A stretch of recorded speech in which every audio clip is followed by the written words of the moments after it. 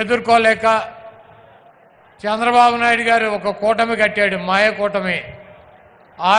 ఆయన వదిన పురంధరేశ్వరిని బీజేపీలో అధ్యక్షురాలను చేశాడు. అదేవిధంగా ఆయన దత్తపుత్రుడిని పవన్ కళ్యాణ్ పక్కన పెట్టుకున్నాడు, ఒక ఉత్తపుత్రుడిని పక్కన పెట్టుకున్నాడు.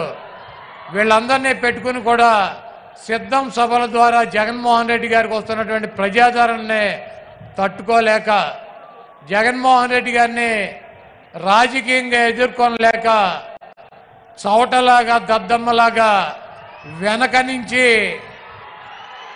జగన్మోహన్ రెడ్డి గారిని భౌతికంగా ఇక్కడి నుంచి తొలగించాలన్నటువంటి ఉద్దేశంతో మరి మొన్న రాత్రి విజయవాడలో ఆయన మీద దాడి జరిగింది.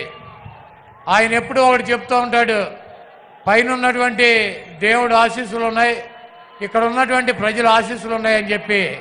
అన్న, మీకు తప్పకుండా ఆ దేవుడి ఆశీస్సులు ప్రజల ఆశీస్సులు ఉన్నాయి కాబట్టే మీకు ఒక అంగుళం పక్కకి జరగల, ఒక అంగుళం కిందకి జరగల. మీకు బలమైనటువంటి నుదుల మీద తగిలి అది ఆ దేవుడు మిమ్మల్ని కాపాడాడు.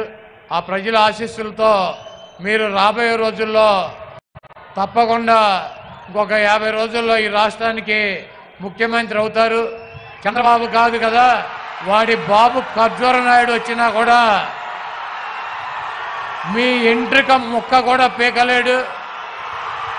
మీ దమ్ము, మీ ధైర్యం, మీ ఉన్నటువంటి నిబద్ధత మేము దగ్గర నుంచి చూసినటువంటి వ్యక్తులం. మీది స్వచ్ఛమైనటువంటి చిరునవ్వు. మీ